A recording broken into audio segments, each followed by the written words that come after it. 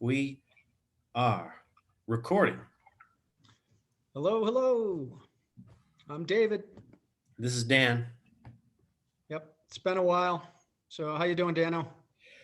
I'm doing good, thanks. It has been a while. um, been Yeah, keeping. April 3rd, I think today is, right? Saturday, April 3rd. Yeah, I can't believe it. It's April 3rd. It is the just past Good Friday yesterday, and it's the weekend, Easter weekend, right? Yeah, happy Easter. Yeah. Yeah, likewise. Yep, big event tomorrow, right? So, in the history of we'll call it the world and man. I'll leave Yeah. it at that.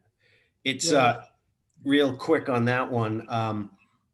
Uh, I was talking to somebody yesterday, and I talked about Good Friday and stuff, and his comment was, "Oh, that doesn't affect me." That's where we're at in America now. Well, at least they didn't say what is that? Is that like a sale at Best Buy? Well, yeah, I mean, Good yeah. Friday, Well, 10% off. no, you make a good point. You know what they call Easter now? Easter's just called a holiday.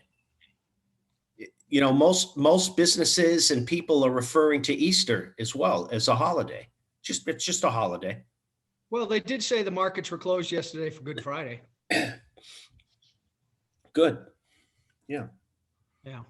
Yeah. No, I'm just saying it's funny how things have changed over the Oh years. yeah, well, they won't use pictures of Jesus. They'll send out pictures of bunny rabbits and eggs now on. Exactly. Right. Like that means something. Well, I was going to be That's important. yeah, the assisted place my father's at, they sent out an announcement and it was like bunny rabbits and eggs, and I was going to write back when they were like, "Have a great Easter," and I was like, what is this bull crap? Yeah. But because That's exactly what it is. you know, you I'm know, not going to start picking these battles, with people who don't care. So, and the bottom line is maybe she does care personally, but this is her job and that's what she's mandated to do. And that's the type of country we live in today is everybody now will be, I just following orders. I only do what I'm told. When they say history doesn't repeat, it rhymes, or history repeats, whatever you want to believe. This is it, folks. This is it. When I tell these people who are taking vaccines, like, oh, it was so, remember when you hear about these people who are getting on trains going to these concentration camps, and people are like, why did they get on the trains? Why didn't they just fight or run? Well, why'd you just take the vaccine? Because you don't believe anything's wrong. You want to believe your government. You believe what you're told, just like those people. And you won't know it's too late until it truly is too late. And it might be too late already. So, well, in a lot of ways, it probably is. I was listening to Doug Casey a day or two ago, and his basic overall gist and comment was just that, in his opinion. And he's a pretty, astute and learned guy, in my humble opinion. He thinks it's just way too late for the U.S. because of what's been transpiring over the last 40 years and all these elements and mindsets put in place. I mean, we even attack our own history now. How evil we are. it's because the one world people are true have won at this point. Is they are now homogenizing the whole world, and that's why you look around, and that's why you look at these maps on like kayak or on the internet. They have a map of what countries are open, what countries aren't. Almost every country has restrictions of some type for people coming in. So There you go. yeah. But they're all on board now. Yeah, they have been for a long time. Yeah. yeah, and that's fine. And that's where people have to really look down the path and say, if you just sit on your couch waiting for everything to open up and go back to normal. I know that's what people want to believe. It's not happening. Okay. Is the next step is going to be a vaccine passport, and it's going to be restrictions on anybody who is not playing with everybody else. Okay. And again, we go back to history. Okay. And people talk about, the Holocaust, right? Which we're not even going to go down that path. But the bottom line is, before all that started, before anybody even thought that was possible, people were ostracized in Germany, right? They were forced to wear yellow stars. They were forced to put yellow stars on their stores so that you knew who not to shop from, knew who not to support. So that's what a vaccine passport's going to be done. It's going to be done to try to put pressure on those people to fall in line, get in line, get your vaccine. Otherwise, you will be ostracized. You will not be able to shop. You will not be able to travel. You will not be able to socialize. And maybe they start taking your money in a tax. Oh, now we're going to tax you higher because you're more of a risk. And now we're going to have to put you in a special camp or quarantine you, like Auschwitz. And people are like, that would never happen. You're making this up. Well, I think Canada has quarantine centers right now. They do, as far as I know. They do. And I'm sure other countries have them as well. So wake up, because we're going down this same path.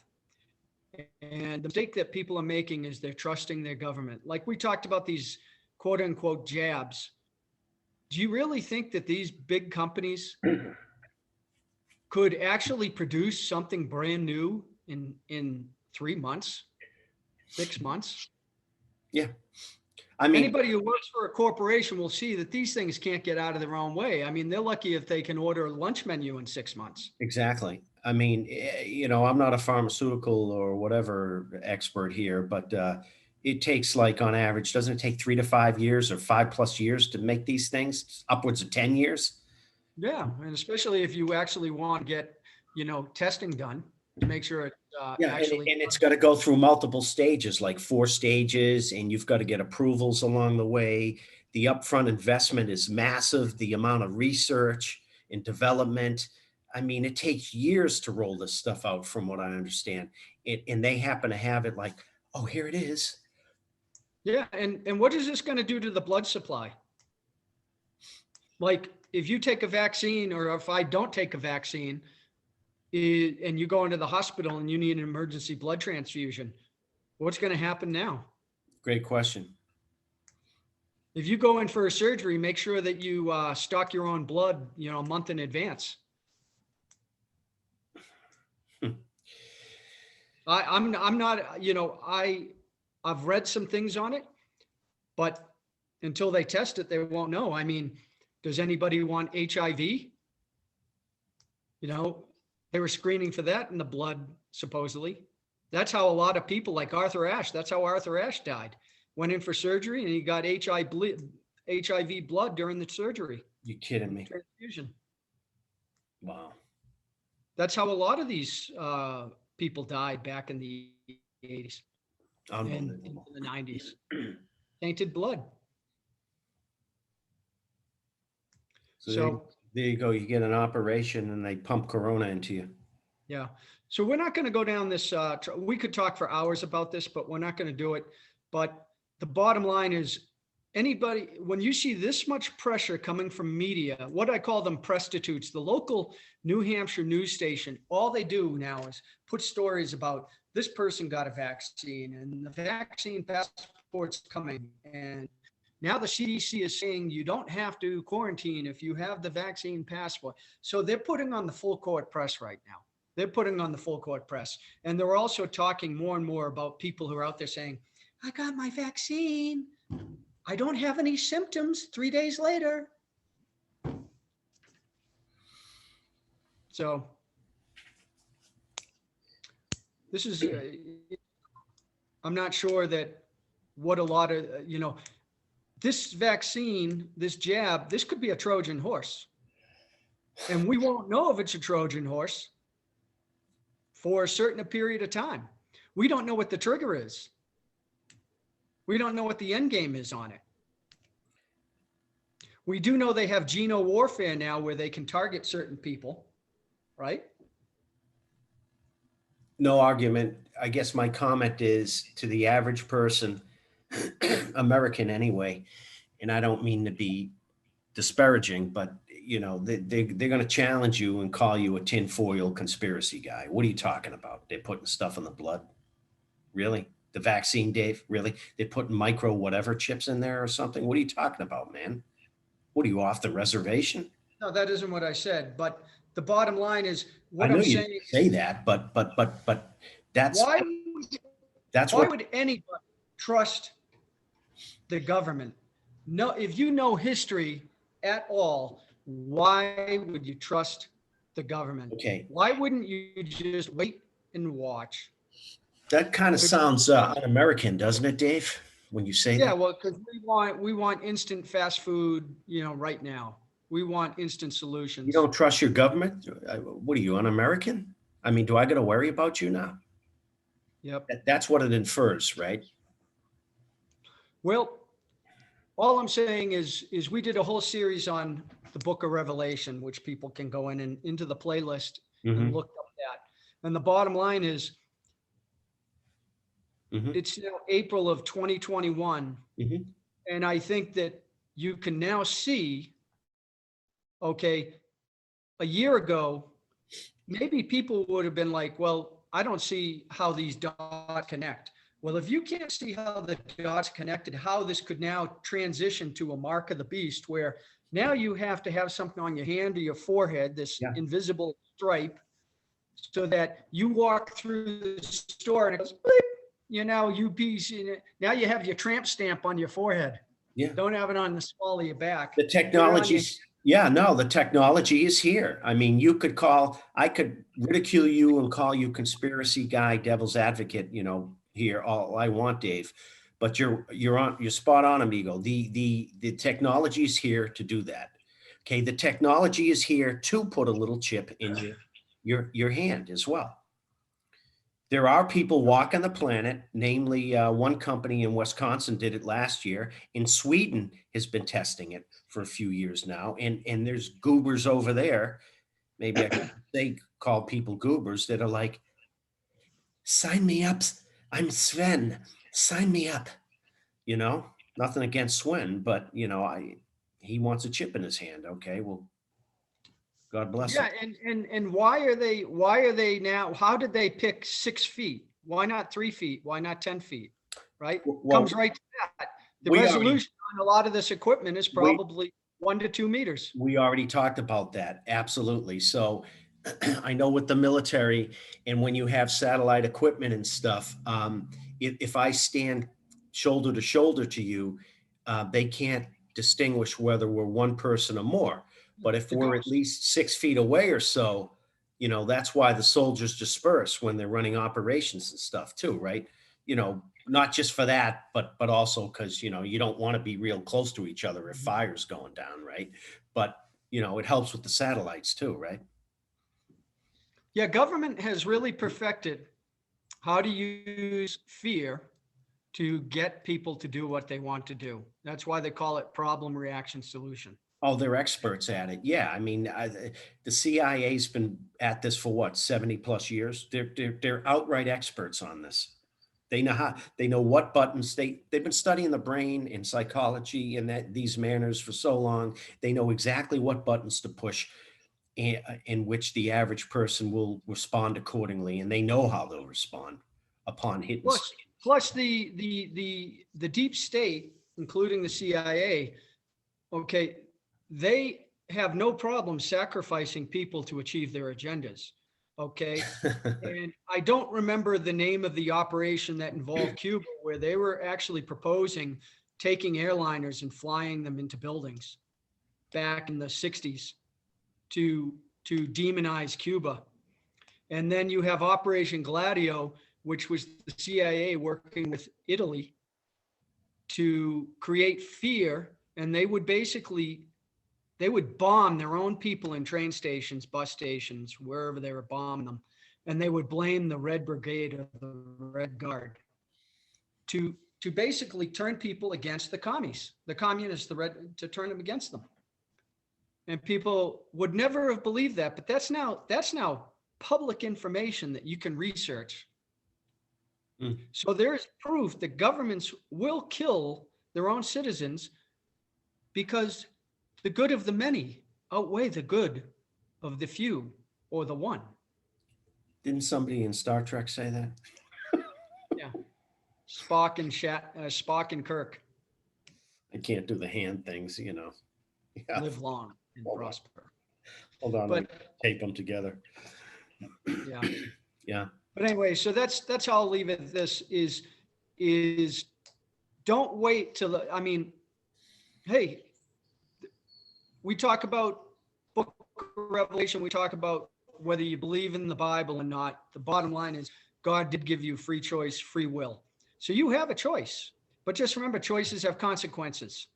And that's why I tell people when they say they're getting the vaccine, I'm like, just remember, you chose this. You chose this.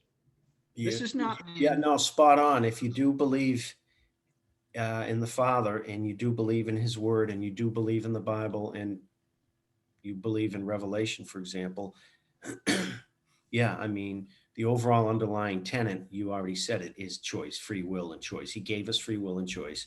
That's why we're not robots. Okay. You know, I mean, put yourself in his shoes for a second. It is impossible as that is. He could have created robots, but what's the point? He's the grand creator. Why am I going to create robots? Why don't I create something in my image that has the ability, to think, rationalize, and execute on free will and choice? I'm going to turn over free will and choice to them, right? Even though I can clearly do otherwise whenever I want. Here's the thing. A lot of these churches are advocating people get a vaccine. They're advocating. Okay. Yeah, So, I believe it. And I'm also pretty sure it says in the Bible that if you use your free will to get the mark of the beast, you're damned. You're done. Yeah, you're done. The Revelation says that you cannot accept. It's clear, crystal clear. And so you have these churches who, by the way, didn't fight back when they were told to shut down. They're like, oh, well, we want our tax status, so we got to do what we're told. Mm-hmm. No, you get arrested. That's what you do. You stand up and you get arrested. Well, you make the government work. Yeah. Let me put it this way too. I mean, how many churches even talk about Book of Revelation anymore? I don't think a lot of them even broach the subject anymore. Because this would probably be the perfect time in history to actually talk about it. Absolutely. Because again, if people couldn't see it a year or two ago, they definitely could imagine it now. 100%. And it's not an easy book, let's face it. And it's not an easy, subject to go through and broach, right? The good news of it is, how things are going to go down and end. The other side of it is there's going to be a lot of unpleasant things that are going to transpire before you get to the other side of the proverbial tunnel. And a lot of churches aren't facing that a lot of pastors aren't facing that with their flock. And it's their role and it's their job, so to speak, to do that. And a lot of them aren't doing that from what I can see. Well, if you don't, that's why prepare your flock. Okay. I'm not a pastor, but that's my understanding. And that's what I was going to say is basically any professional organization, whether it's a sports team, the military, they train, they prepare so that when they face a situation, they've at least have some exposure to it. They're not walking into something, oh my God, what's this?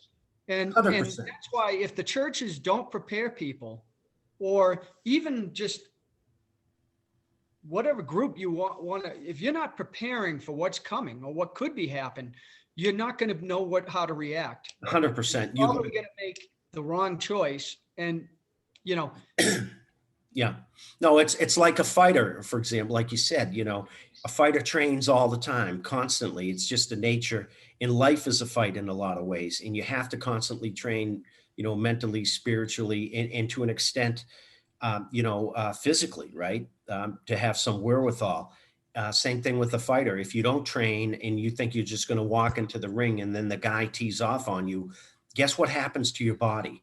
You go into shock, literal shock, if you're not used to taking blows.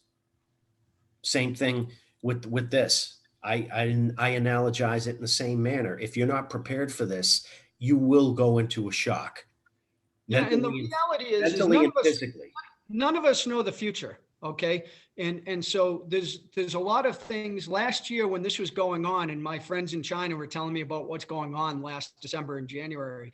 And I was forwarding emails to my family and friends saying, this is what's coming. I never even imagined this is what I told my sister. I was looking at the email the other day, is I told her the thing that I'm afraid of is the government's reaction to this. Because government never gets it right, or they have a hidden agenda. Okay. And there's no way I would have imagined that they would have handled this situation as badly as. Yeah. Well, so it's almost like that saying that you hear it, Greg Hunter say it, and I've heard other people say it's too stupid to be stupid, right? yeah, that's a good point. It's just unfathomable, unbelievable. And, I don't know, the founding fathers, they must be rolling in their grave because here's something interesting I saw the other day on LinkedIn, because I have to do a fair amount of research for my work and stuff, demographics and organizations and all that kind of stuff. And what's interesting, in the last year or so, organizations, government, by the way, government organizations, CDC is one of them, WHO is another one, have grown on average like 7 to 10% a year. Okay. Especially during what's going on during the pandemic. Yet, and I'm thinking to myself, look at these massive government organizations that continue to grow and put people on staff and payroll, yet the private sector's, going the opposite direction, right? I mean, what does that tell you? Does that sound right to you? Okay, I'm not saying I'm anti-government, I'm not. But where do you reach a point where government's just too friggin' big? Hey, I missed it on Thursday. What was the unemployment number on Thursday? Did we hit another 6? Did it hit another 6, 7, 8? Where it's a complete freaking monstrosity, right? What was the number on Thursday? Do you know? Yeah, it was like 600,000, and they were cheering it because they were expecting like 900,000. So they were like, we crushed it. We came in only at 600,000 versus 9. Well, okay, that's one way to look at it, but 600,000 is still a lot.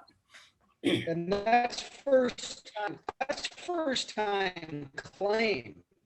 That's a first time claim. This is not recurring unemployment. This is people who are applying for unemployment for the first time. We've been between 600,000 and 1 million for over a year now. Okay, so call it 800,000. Take the average. So, 800,000, I'll do the math real quick, times say 12 months for giggles. That's 9.6. No, that's 800,000 a week, Dan. That's 800,000 a week. That's 40 million people. Yeah, my bad. Yeah. Yeah, I made a boo-boo. Yeah, so 800,000 times, say 52. That's 40 million. 41.6 million, 42 million. So, yeah, and we're lucky we have 150 million people in our labor force today. Okay, so exactly. You're talking 25% of people have been laid off. 42 divided by, call it 150 for rough numbers, is 28%. So that's a 28%, as far as I know, just doing basic math, okay? I don't know how the government gets into all their other stuff, but 42 divided by 150, if 150 million roughly is the size of your workforce, plus or minus, divided by 42 million, that's 28%. So our true unemployment rate, raw rate, whatever you want to call it, is 25 to 30%. So when they say 6% right now, currently, I just want to know, okay, I'm not a mathematical genius, but how do you go from 28% to 6%? Well, a certain percentage of those people have jobs, but what happens is if you now go on to these benefits being paid by the government, you fall off the unemployment roll. After You're 28 not looking, weeks, 'cause right? you're not looking for a job. So now they don't even count you. It's like these people who are having their rents and their mortgages deferred. So after Wait 28 till, weeks, okay, wait till that shit hits the fan. right. So after 28 weeks, you go off the payroll or dole. So now you're not counted. The other thing is, for example, let's say you're only employed a couple hours a week. You're considered employed. Granted, you can't buy a gallon of milk, but you're employed. Mhm. So, you know, it's stuff like that. Yeah, and if you have three jobs, It skew if the you number. work, if you have three part-time jobs, they count it as three people. I'm sure they do, would be my They do. guess. They do. They 100%. There They you don't go. count it as one person. So we've just cited 2 or 3 examples, folks, of why we're at 6% versus, 25 or 28% plus. Yeah, and you notice that the government, or the Fed, I should say, stopped reporting their M2 money supply last month. It went like this, and they're like, we're not going to report this anymore because it's just not relevant. And that's the expanding money supply. Yeah. As they pump in 120 billion that you know about. So now, and I don't know what to say to that other than most people are oblivious to that, in my opinion. well, Money historically, supply. it leads to inflation, is what it does, and we don't have inflation yet because we have what we have countering balances when people are unemployed. That's deflationary. So now you have a counterweight, right? That's Got it. holding it. It's a seesaw, like almost, yeah, balance, yeah. Yeah, because if you don't have a job, you don't have money. So what drives inflation is the velocity of money. It's how quickly you spend your money, how quickly the money turns over. How it turns over, yeah. Yeah. So an example might be, maybe you go out to dinner and you take a cab, you pay the cab driver. Yeah, that's velocity of money. Yeah. Yeah. Yeah.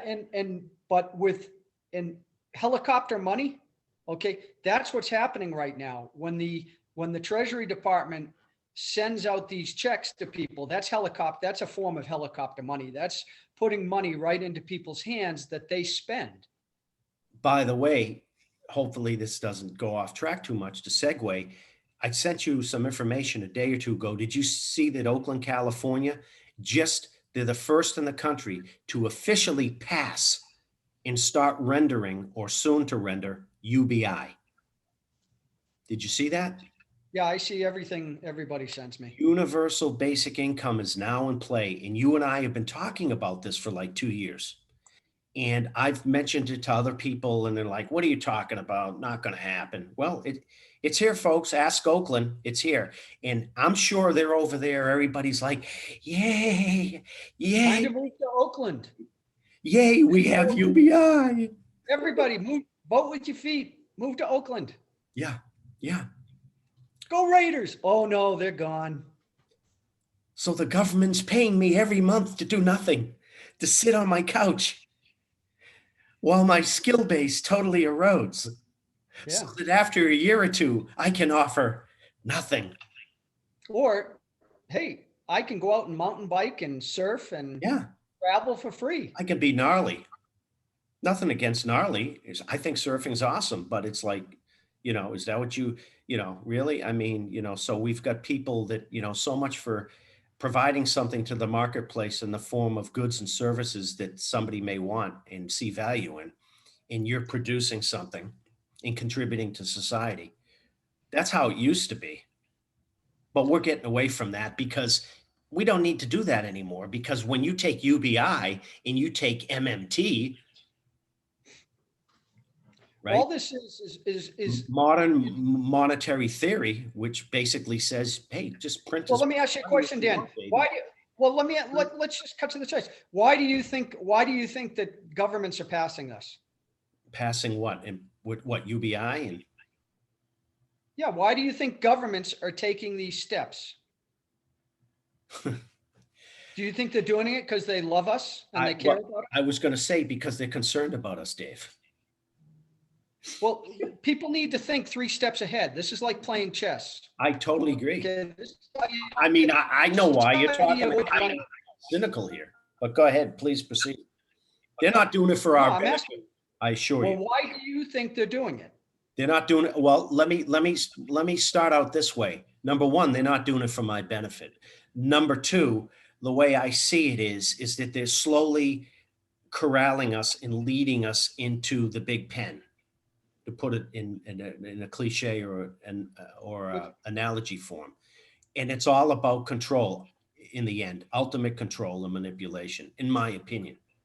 Well, yes, but let's be a little bit harsher than that. Okay. Does anybody remember who's older than 40? Does anybody, and even anybody who actually reads about history, does anybody, because we're still in Afghanistan, for crying out loud. Exactly. Yeah. Does anybody remember that our politicians lied us into the first Gulf War? Okay. Because, yeah, and I'm not talking about WMDs. I'm talking about when they basically started saying that the Iraqi army was going into Kuwait and bayoneting babies in incubators. That is what outraged people. And then they had that Naria, who was the daughter of the Kuwaiti ambassador, and our own politicians put her in front of Congress without even knowing who she was. And then they voted on the war resolution, and George Bush, the first there, got up and said, and the Iraqis were throwing babies out of the incubator. And they all voted to go to war over this.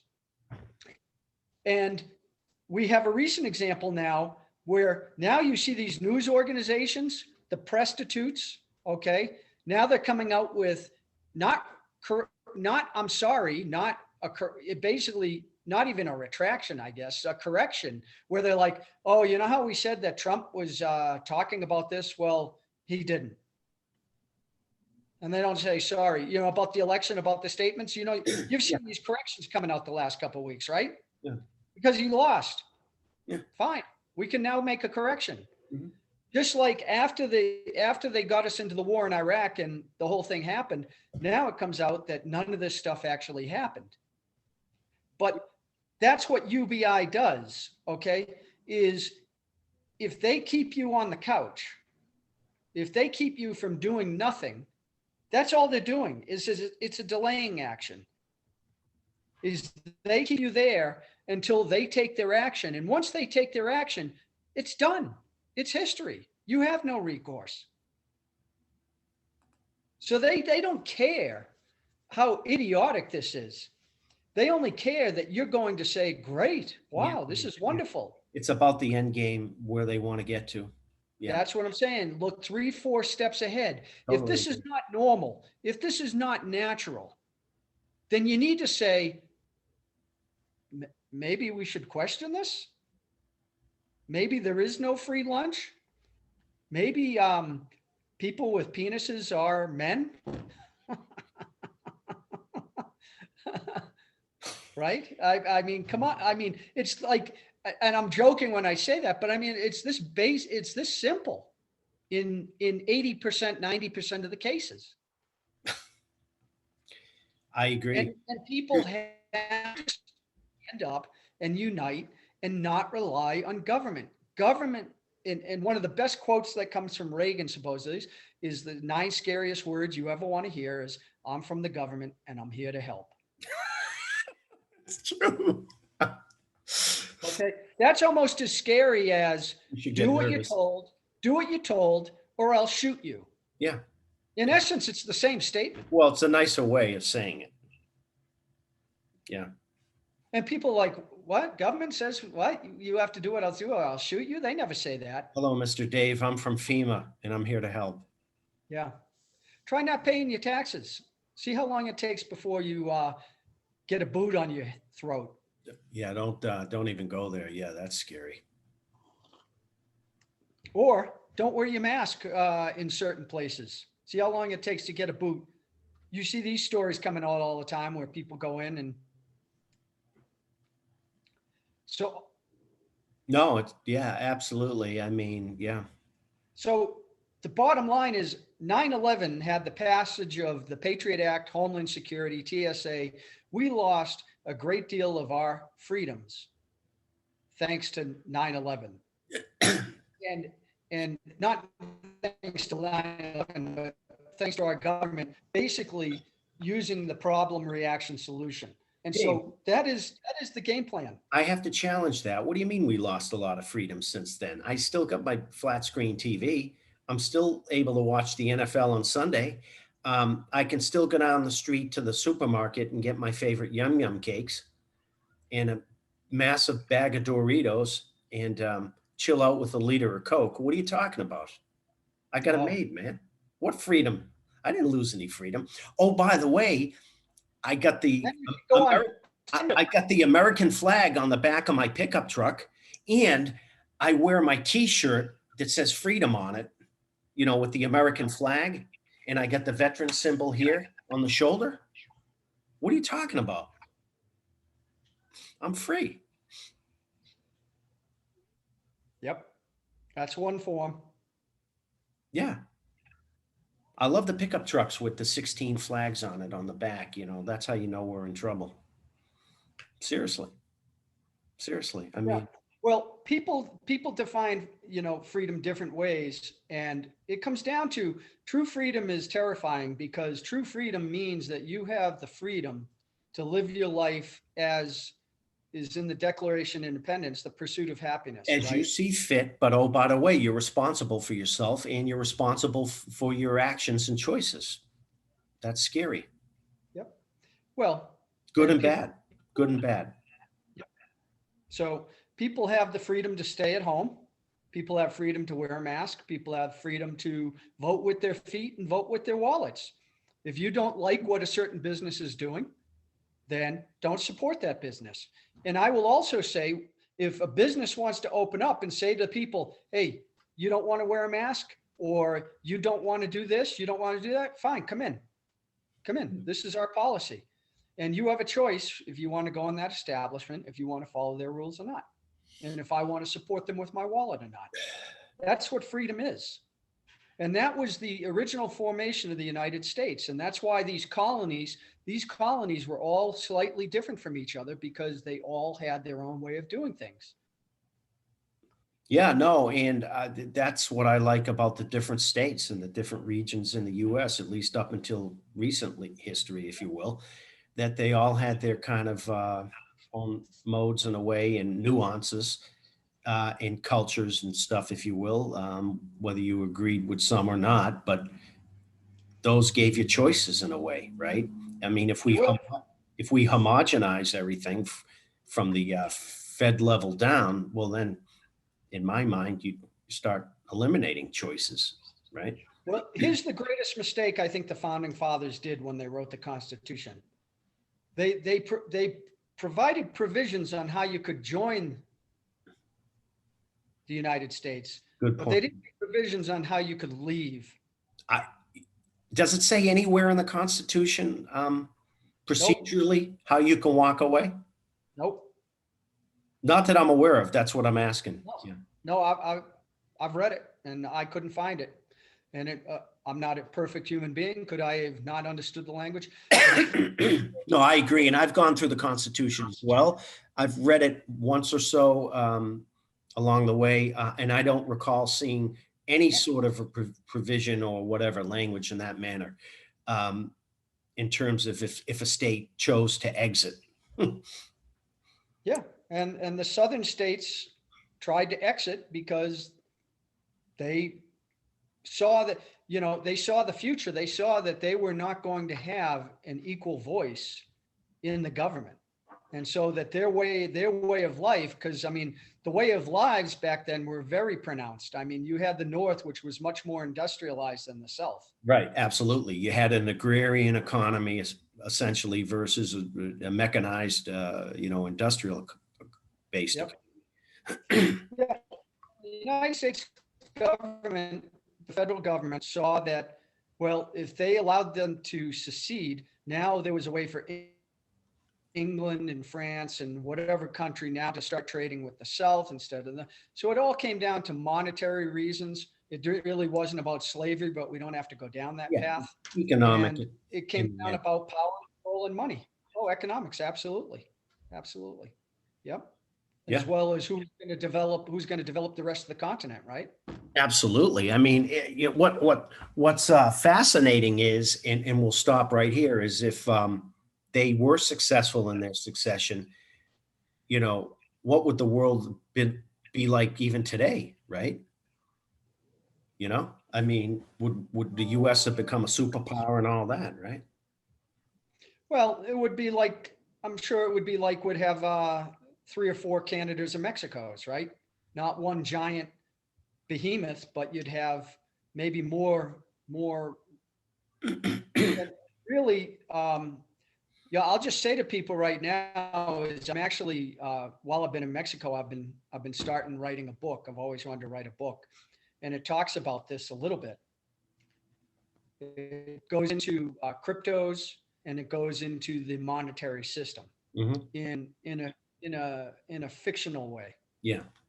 Um, and the bottom line is everything comes down to everything can be translated to dollars and cents and yen and euro and whatever you want to convert it to. Mm-hmm. So all of these actions that these people make, it comes down to power and control. You know, when Rothschild said, I care not who makes the laws of the country as long as I control the currency. Yeah. That was a couple hundred years ago. Spot on. I mean, you know, we live in a economic / financially based / whatever currency world, right? It's economic in nature. Every human being on the planet, all 7 billion plus, right down to the individual level, to be Mr. Obvious, is affected by currency, right? Or economy, I guess. No money, you've got issues. Not to say that money solves all problems, but it sure as hell solves a lot of problems. Most people will agree. When you have money and have the ability to write a check, you can make a lot of problems go away. Real simple. When you don't, you're going to have more albatrosses around your neck than you can probably count. Yeah, And Rothschild knew that. He knew that, and that's why they started the central banking and all that hundreds of years ago. And now, out of 200 countries in the world, plus or minus, what is it, 180, 190 of the countries, Dave, have a central bank, and they're all essentially tied into each other. That's not coincidence, folks. That's by design. Yep, it's freedom and control. That's Money by is design. freedom and control. Yeah, I mean, if I want to control you, Dave, I don't necessarily have to do it physically or at gunpoint, but I could do it other ways. And economically is probably, if it's not the second best way, it's probably the first best way to control you. Because I know you have to eat. I know you need a shirt on your back, and I know you need some shelter. It affects your lifestyle, 100%. All of us. Money buys freedom. And that's what the wealthy know, that the middle class and the underclasses don't seem to understand too well. That's why they're sucky with money on average. You mean I shouldn't get a payday loan? You could. I mean, you know, you'd probably be better off getting a loan from the mob. They probably give you a better rate. You know, at least Louis will give you Mario and Vinny. They'll give you a little bit better rate. They'll give you a little bit of time before they bust your kneecaps. Yeah.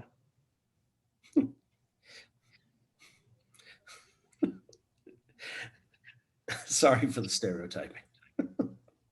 Well, it's I think we've talked about and this is why, and you know, we're obviously not Jesus Christ, and we're obviously, you know, not perfect, but I am anything but, you know, I wish I was. I do right. believe in the Lord, but God Almighty, I am a sinner and I got a million regrets. So I'm not Jesus. That's for sure. Right. The point I'm making is it states in the book of Revelation, it clearly states that Jesus Christ won't reach most of the people on earth. Most of the people, when these tribulations come, most people are going to be like, God, you've forsaken me. You've ruined my life. You're the problem for all this. You won't save us. You won't help us. Instead of dropping to their knees and saying, oh, I am so sorry. Please forgive me. Okay. Right. You remember that from the Bible. And so. Yeah, absolutely. Well, look, let me put it in colloquial terms. Cuomo, about a month ago or so, month and a half ago, did you see him on the news?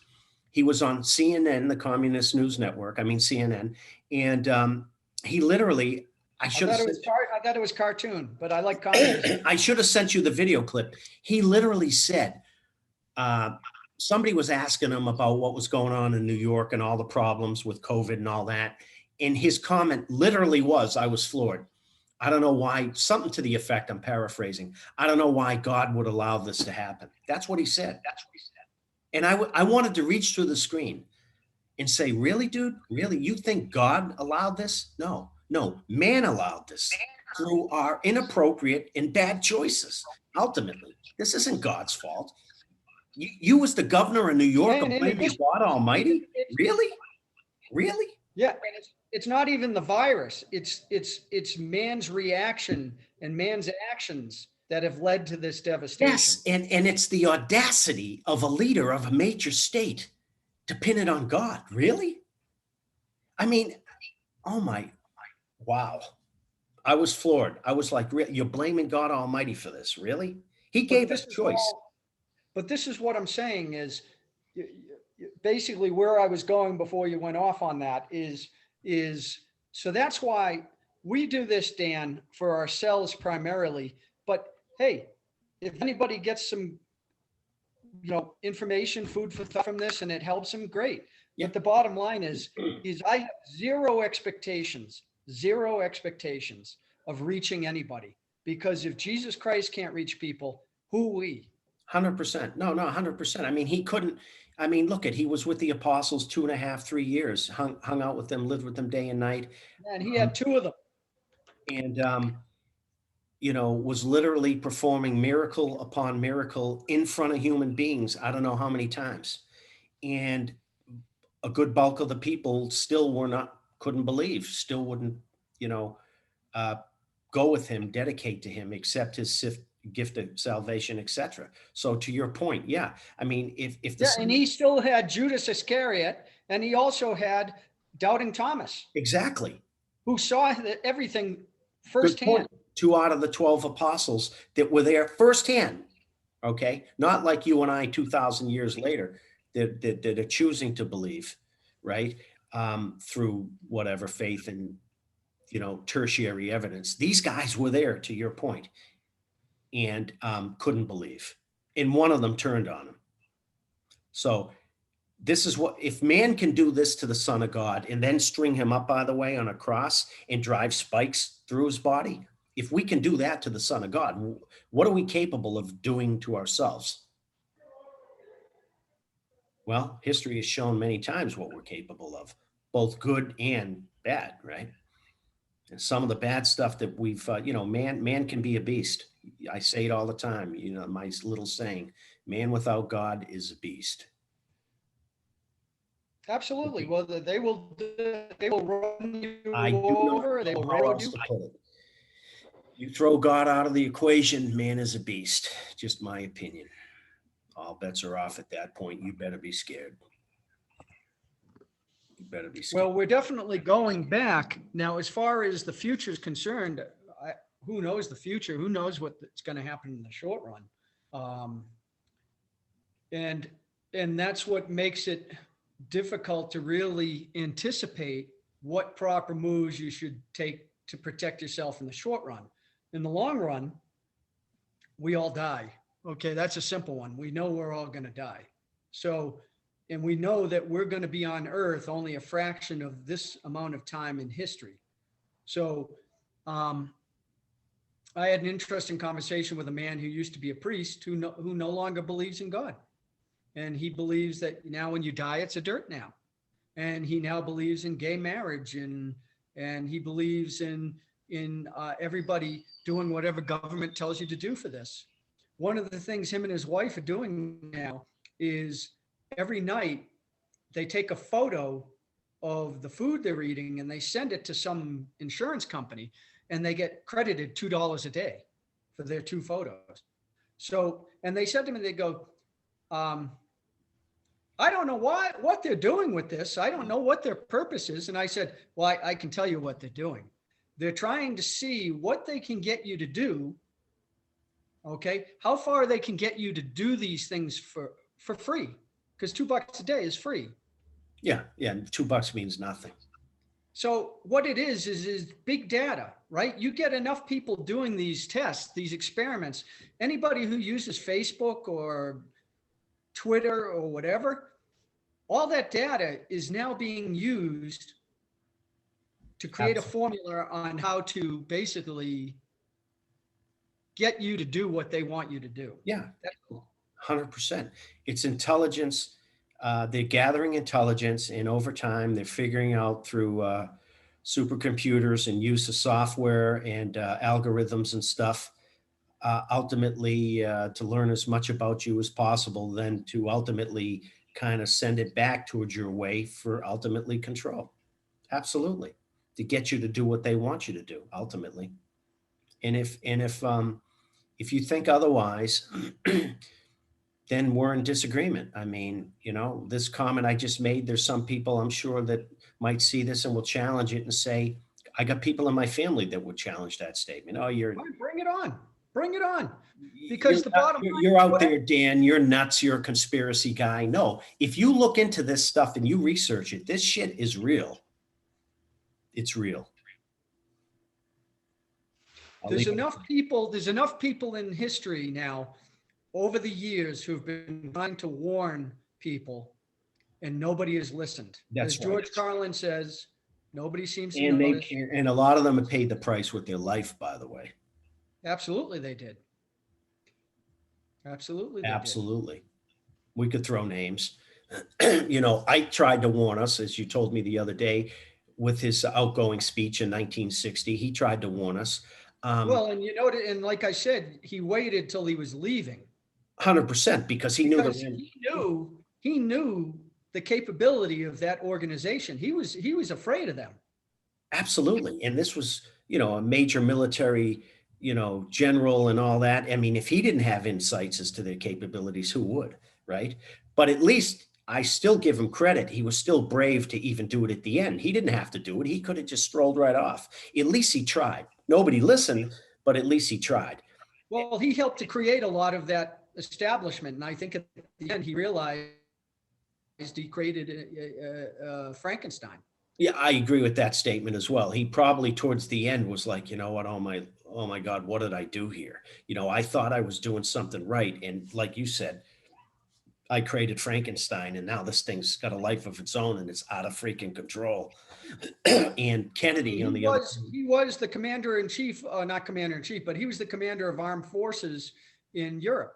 So 100%. He was one of the major architects, for those that aren't aware. This is common information for you and I, but of D-Day. Well, not just D-Day, Dan, the whole war. No, I understand that. The European theater, he was responsible for the European theater. My point is he saw the consequences of what happens with a military industrial complex. 100%. Right? Yeah. Okay. He put the seeds in place and cultivated it and let it grow. And then it got beyond its master and said, hey, thanks. So he basically saw the creation of the Soviet Union as a boogeyman, during the 50s. Yeah. You know, you had people being told, you know, go under your chair in your school. Yeah. We need to do a nuclear attack training. Oh, by the way, if ever there is a nuclear attack, just get under your desk, third grader. You'll be okay. Yeah. Yeah. Or take a vaccine. Now a vaccine will stop the nuclear. If a 20 megaton bomb goes off or whatever, you know, if you crawl under the desk or you huddle in the corner against the wall, you should be okay. Yeah. I have my mark. I'm protected. Yeah. And then JFK JFK, now Eisenhower really didn't care for, he didn't dislike JFK, but he really didn't give him, I remember reading about this a long time ago. Yeah, they were how probably in two ideologically different he camps. tried to, this is a long time ago I read this, so you might not even be able to find it today. He tried to warn Kennedy, and Kennedy was a young guy. The Kennedy brothers thought they knew everything. Oh yeah. Just like a lot of Massachusetts people. and and I just took a jab in a hook and an uppercut. Sorry. So Kennedy probably never even thought that they'd whack him. There could be truth to that. Yeah, absolutely. You probably figured, hey, I'm the president, or I'll be the president. I'll have Secret Service, blah, blah, blah, the esteem of the office, so on and so forth. And what a history showed that that was dead wrong. I mean, and that's a scary thing, to your point. If they can take out a friggin' US president, you take out. And supposedly. You could take out anybody. No, you've heard the term where there's smoke, there's fire. Yeah. Okay. Now, suppose.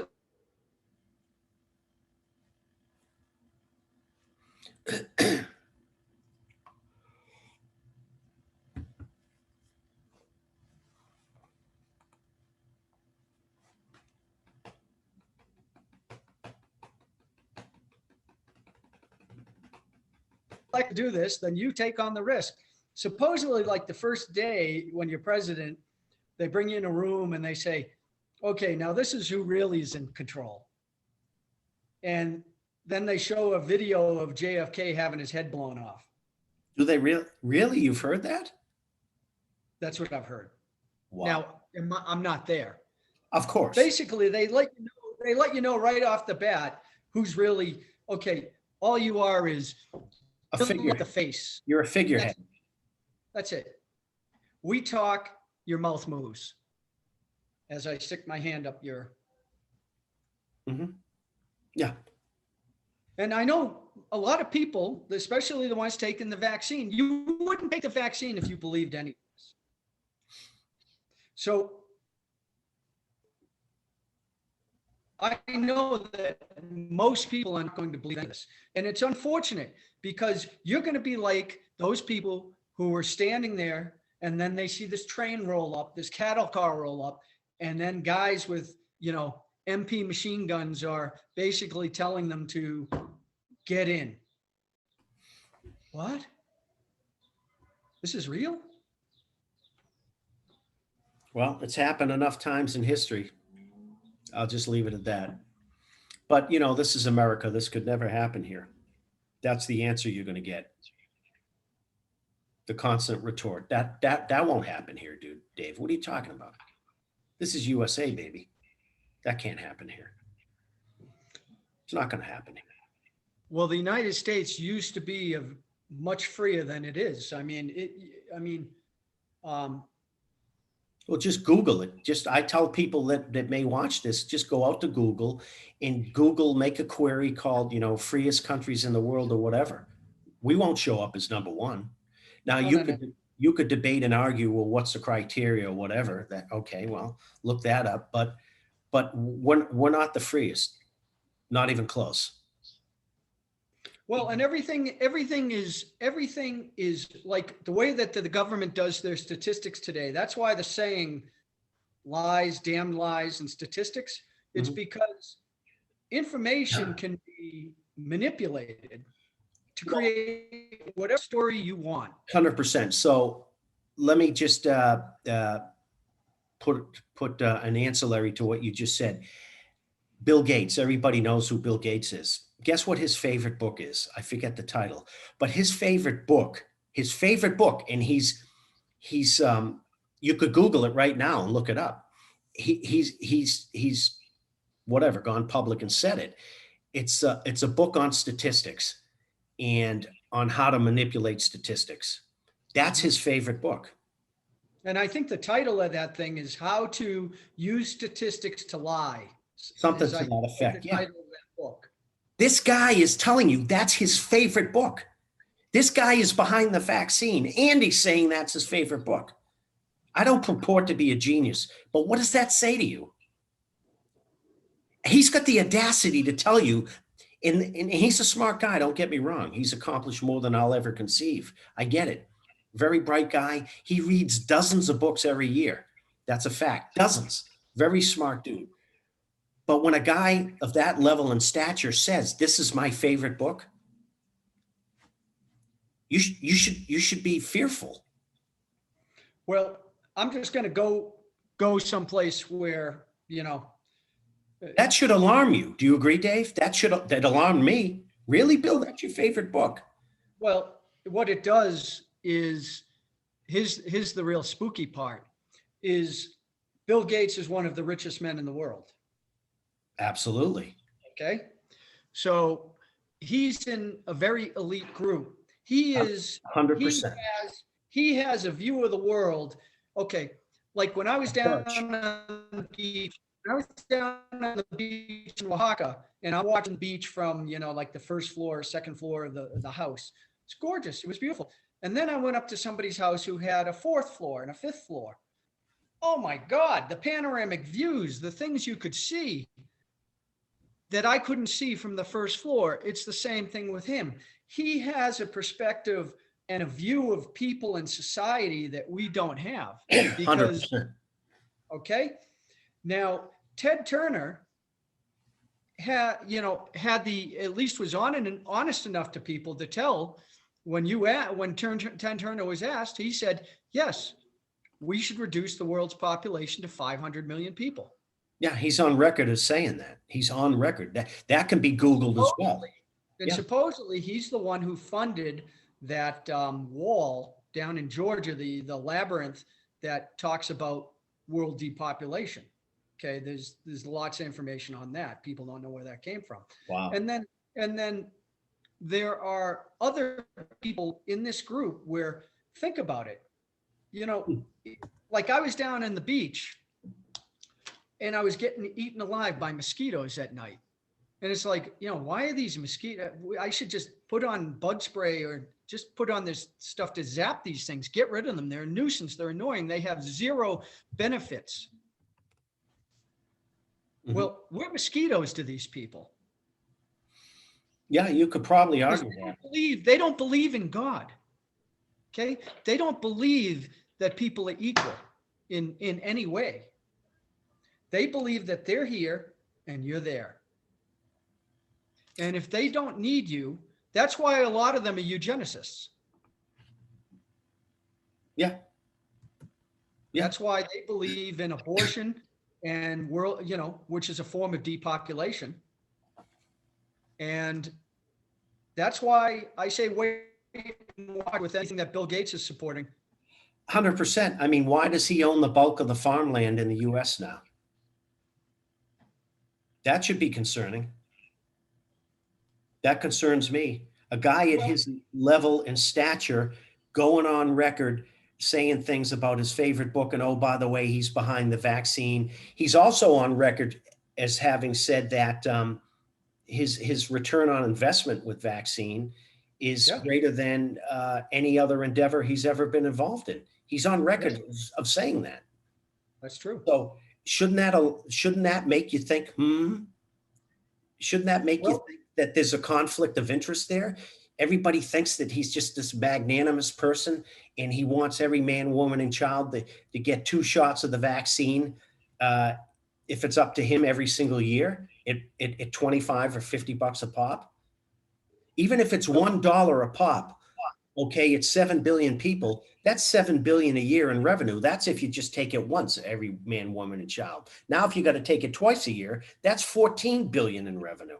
It's just $1 a shot. It ain't $1 a shot. It's probably $10 a shot or $50 a shot. Now do the math.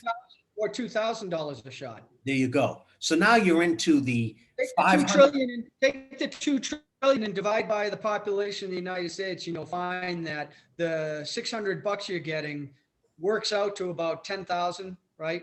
So if we take 2 trillion divided by 350 million.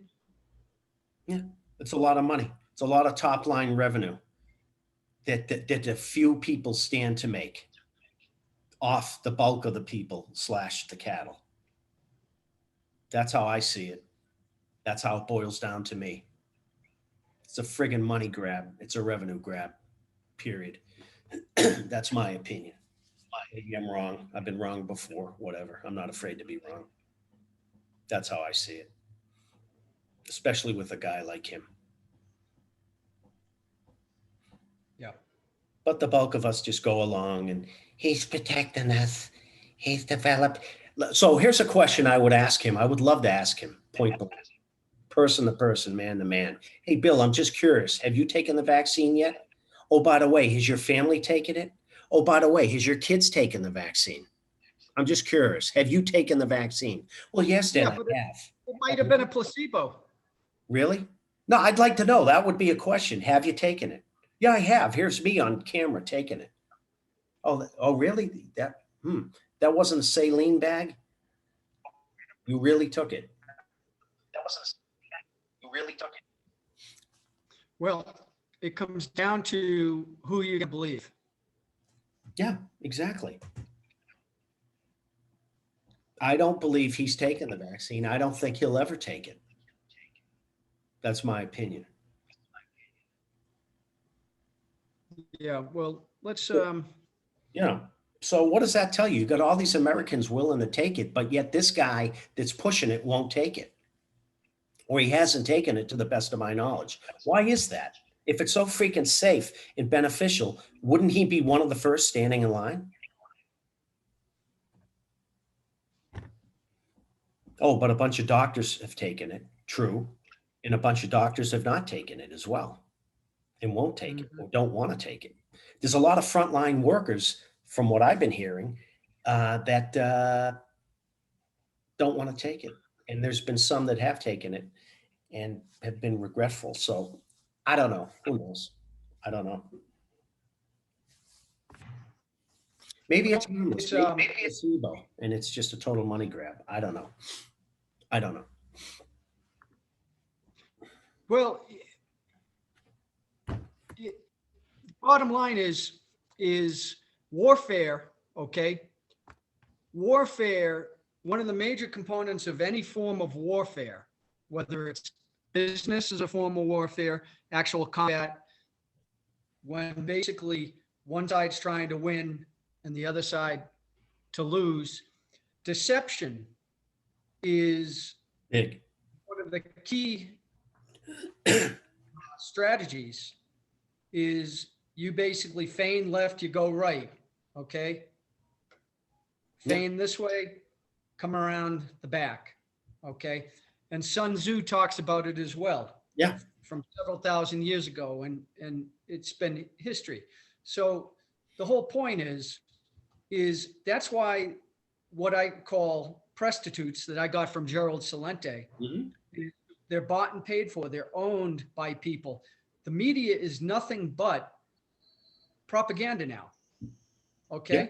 And if you can't see that the United States is kind of like how Soviet Union, we used to laugh at the Soviet Union, how they get out there and say, our production was this good and our country is doing fine, right? And, you know, everything was a lie. And it was so obvious that it was a lie, just like today. Anything coming out of the media, all it is it's propaganda. They're trying to steer you into a certain belief. If they hit you enough times, you're going to believe it. Wasn't it Adolf Hitler said if you something If you tell a lie big enough, yeah, or if you tell a lie, you know, enough times. No. If you tell, if basically it's basically the bigger the facade, people will never believe it. The more, okay. Or no, they're prone to believe it, right? I mean, he was a master, basically. Bottom line is he was a master at lying, and he lied in such a way that people believed it. You know, because he was very compelling and charismatic, I guess. So Yeah, that's, the big lie, the art of the lie, the bigger the better. yeah, the bigger the better. I guess if you're going to lie, you might as well go all out, go big. Yeah, well, unfortunately, here's the thing. It really what it's about. Is kids really anybody who joins the military, they're cannon fodder, right? They're fools. As your buddy Todd said to me years ago when I enlisted that time, you know, look around, Dave. We've got a society of gong show losers, and this was back in the 80s, 90s, whatever it was, and we're such a. I mean, our society is a lot worse today in many ways than it was back then, and so. Yeah. It's just, um, well, I forget where I was going with this. Yeah. Well, I think again, it comes down to, and we'll just say this way, Dan, is having more stuff. Okay, having more stuff, as you just learned, because I'll just say it, Dan. Dan just recently moved, so as you learned, Dan, you accumulate a lot of stuff when you're in one place for any period of time. Yeah. You don't even realize how much stuff you've accumulated. Mm-hmm. And so, and I've learned that from moving myself. Now I live out of one bag now. When I move around, I have one backpack and a computer bag. That's it, with a small little Chromebook that I'm using right now. And it basically is flexibility, and it's being able to make changes quicker than if I had to worry about all this stuff that doesn't matter. Yeah, I agree. No, I Because, know. Yeah, I'm guilty myself. We're a society. We think we need more crap than we actually need. yeah, I mean, like you've got that drum kit, and I was joking with you about it, but you probably wouldn't, you'd probably be like, well, I can't go there because I can't bring my drum kit with me. No, I mean, that's not necessarily true. But I mean, look, I really don't own much. I own some clothes and a laptop, and I got a printer, and yeah. Now I do have one toy. It's my electronic drum kit because it gives me pleasure. I have to admit it. I love music, and I've got a pound on my little kit. But worst case, I could take my sticks with me and hit a pillow, I guess. We talked about before about preparing, and Yeah, no, I agree. but I mean, listen, and I'm being very serious when I say this. If and when I say you look in the mirror. So if I'm looking in the mirror and I say to myself, if I don't want to be one of those people who's standing on the train platform waiting to board the train, then yeah, you have to think outside the box. You cannot now that's fine. You buy into the stock market, you buy into the system. You're like, I'm all in. What other choice do I have? I'm going to sink or swim with this ship. Oh, a ship. You mean like the Titanic that could never sink? That one? Yeah. While you're singing and dancing and everything's great. Well, the smart people were getting to the lifeboats. Mm-hmm. Yeah. Yeah. So the bottom line, hey, free will, free choice. If you love your house so much, if you love your drum kit so much, if you are in the PTA and you just can't leave that area, or my whole family's been here my whole life, I can't now leave. Well, countries don't matter anymore. Okay. We're becoming a homogenized world, and the people who are in charge, they don't care about countries. They care about their group. Yeah. And that's what you have to do. You have to worry about your group, because here's the thing, Dan, is they always create a situation like after World War II, after 9/11, people are running out to join the military because they want to be like the people at 9/11. This is how brainwashed they are. Remember the whole greatest generation crap? Mm-hmm. Yes? Yeah. No? Yeah, Okay. absolutely. They're writing books, they're writing movies, they fought the war, they stood up, they went and fought evil. Okay. And then when 9/11 came, people couldn't wait to get out there and say, I want to be a greatest generation too. I want to be special. Let's go join and fight these people. Let's go kill these people who had the audacity to attack us when we didn't even know what was going on.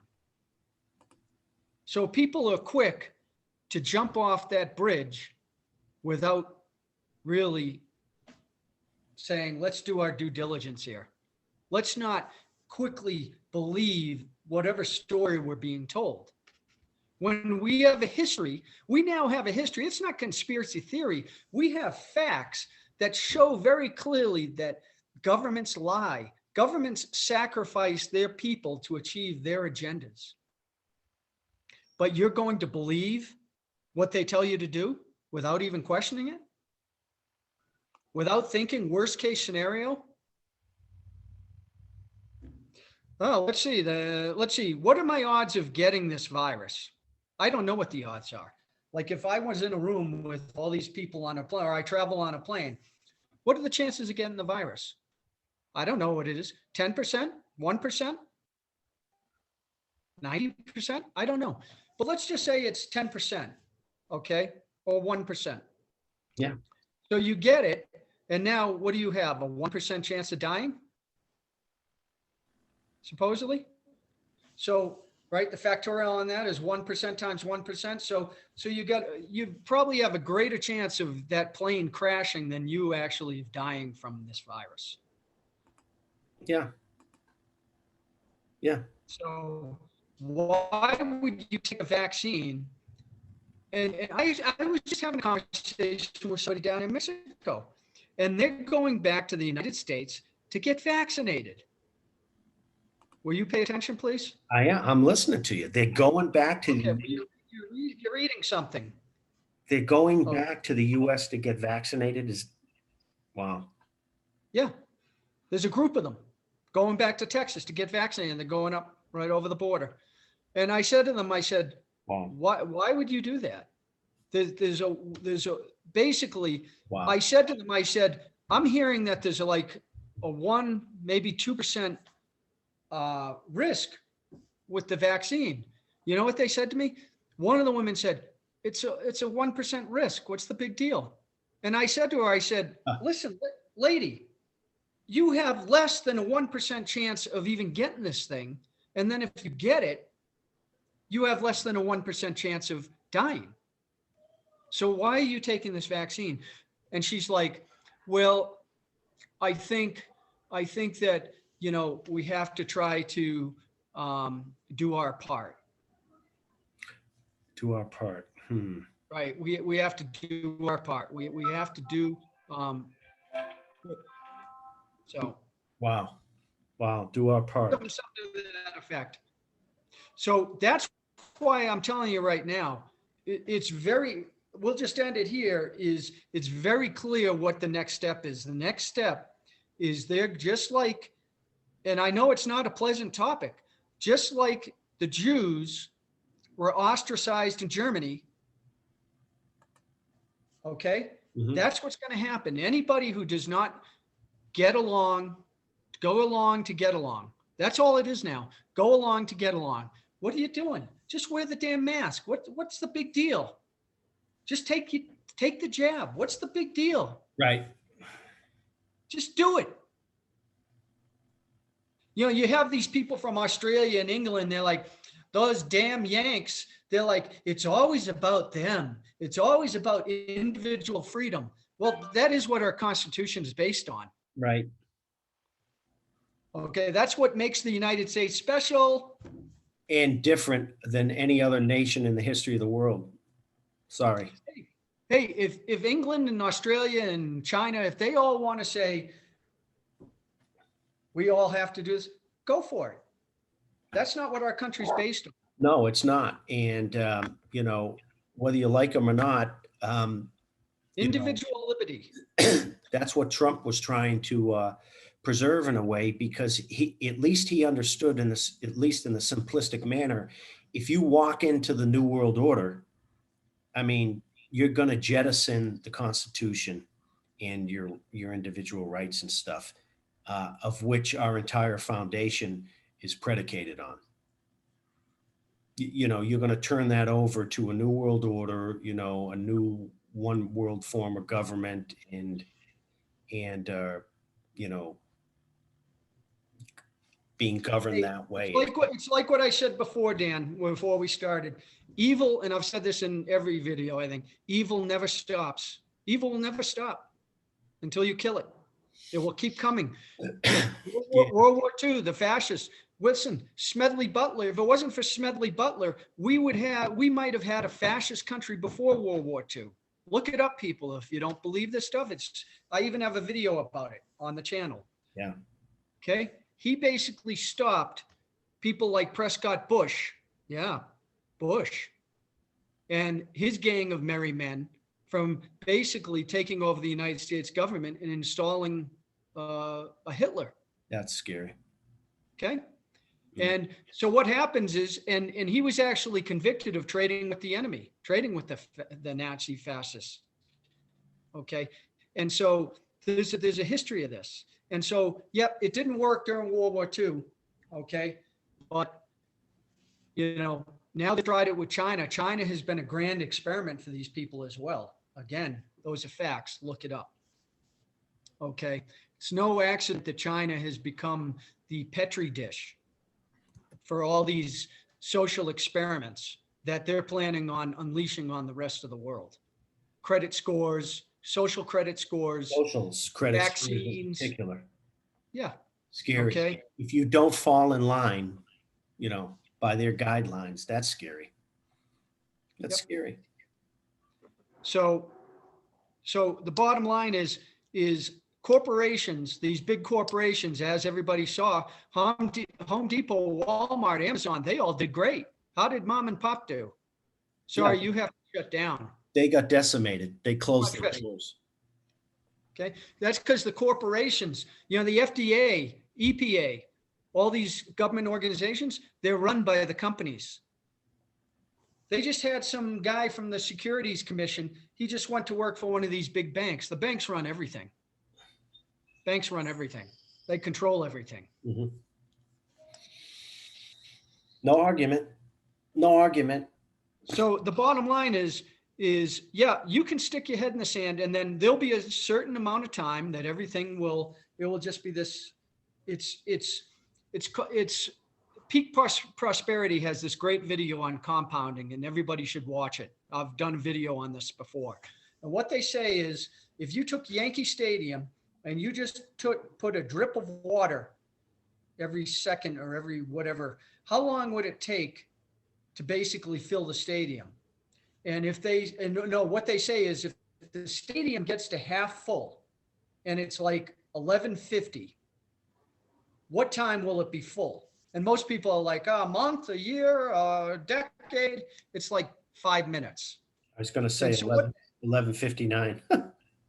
So what that means, no, it's even faster. What that means is they lull you to sleep, right? You're like, oh, I guess nothing's going to happen. I expected something to happen. Never happened. And so it goes boom, boom, boom, and then boom.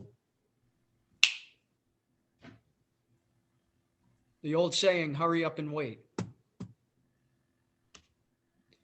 And wow. Yeah. That's why I say you chose this.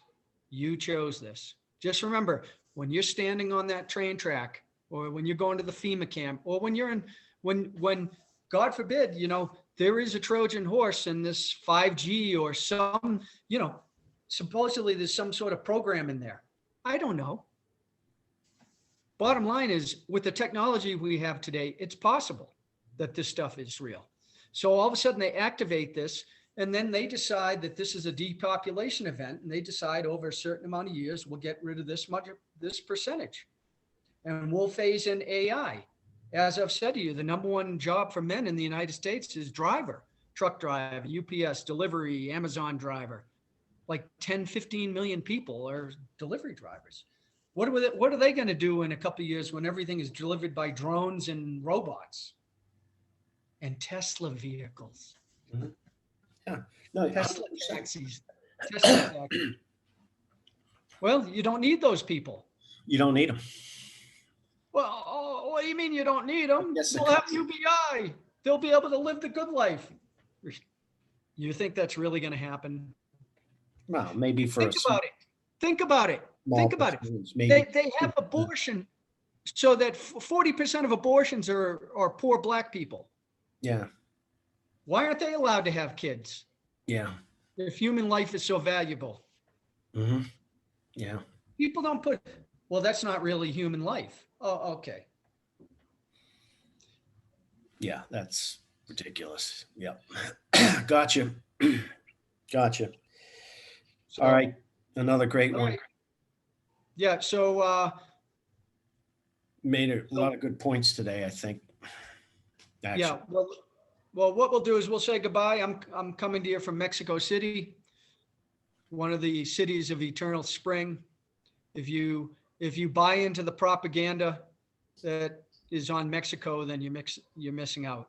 I'm not going to say Mexico is perfect because most people don't realize Mexico is a republic like the United States. The difference is that, they tend to have autonomous states in many ways. And so it tends to be a little rough around the edges in certain places because government doesn't support people they do in the United States. So you have some, very interesting areas.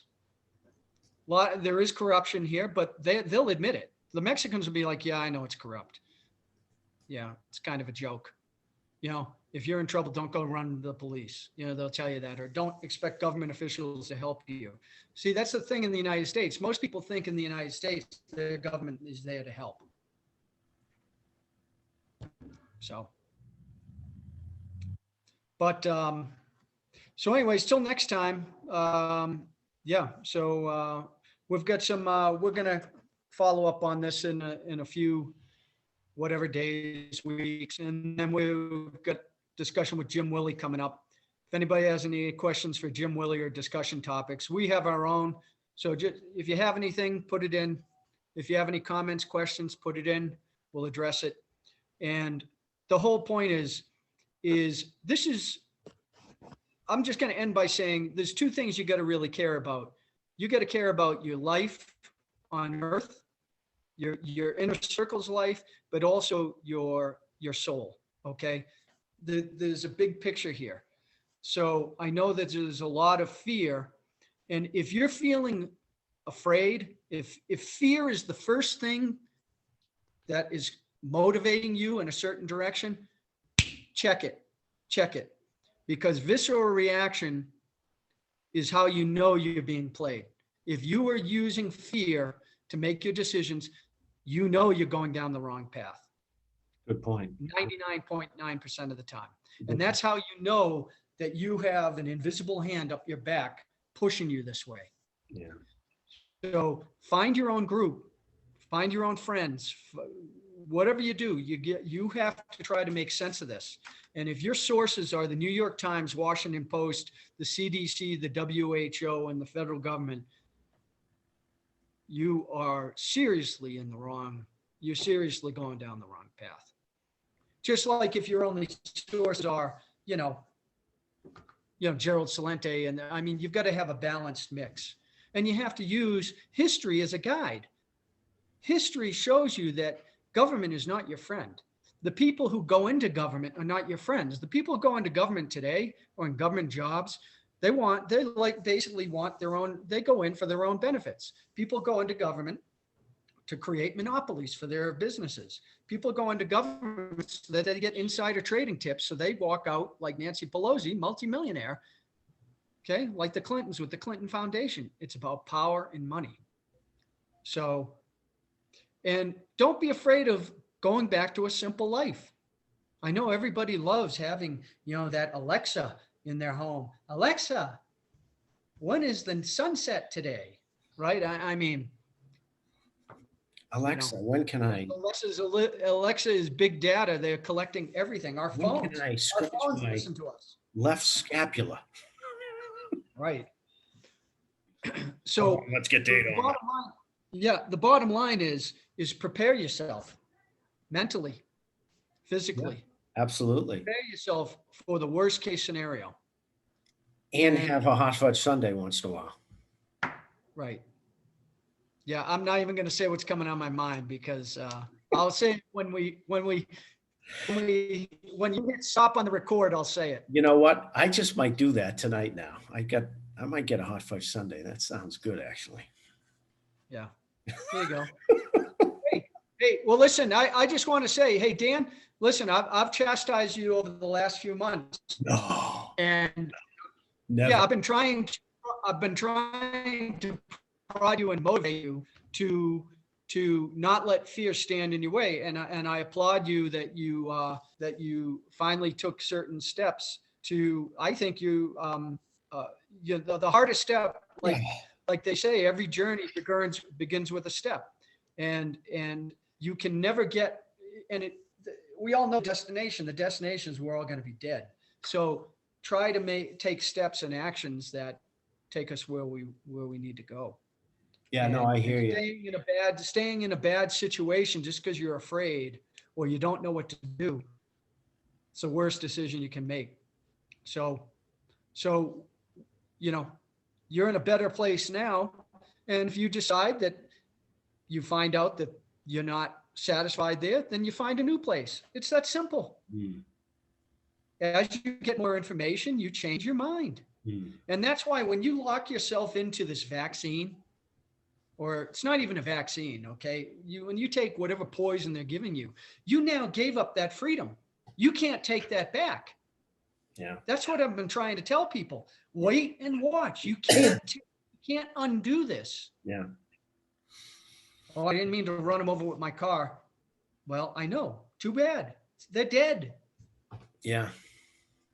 So hey, so please leave comments if you have anything intelligent to say. Yeah. For the trolls, just go away. The bottom line is, you don't believe it, that's fine. This is what we talk about, free choice. Yeah. Time will tell. Time will tell if waiting is, I'm happy with the consequences. If something bad happens to me because I decided to use what I think is the correct thing to do, I'm good with that. Just like I had a discussion with somebody who said they took the shot, and if something happens to them, then something happens to them. They're okay with that. I said, fine. If you're going into it with that approach, that's fine. Who am I to tell you what to do? Yeah. So. Yep. All right. So, Dan, why don't you if you want to say goodbye, and then hit the stop record button. No, I'll hit stop record. I mean, well said. I really don't have much to add to that. I mean, you covered a good summary and a gamut in the form of a summary, I guess. So, and I thought a lot of it's a natural truism in terms of the approach you're suggesting, right? Yeah, Dan and I were going to get into like investing, cryptos, currency. Maybe we'll do that next time. Yeah. Definitely. Yeah. But this is it's very difficult to cover a lot of this in 5 minutes. Oh yeah. Yeah. Because it's just so much depth and width. I mean, you can go on forever. I mean, you can do a 7-hour video, I think, literally. So you got to kind of draw the line in terms of the agenda for the video, So and we all have a spidey sense. We all have a spirit. And the bottom line is, whether it's meditation, whether it's prayer, whatever it is, take the time to become comfortable with sourcing. This is why we have this. Yeah. Okay. Get rid of the noise and make your own decision. And whatever your inner being is telling you to do, if you follow that, then it's probably going to be the right action. Yeah, I would agree with that too. We live in a world with a lot of distractions, a lot of cross talk, so to speak, and noise. And it's important, I think, more than ever before to try to filter out that noise. Yep. So. Yeah. Awesome. Okay. End record.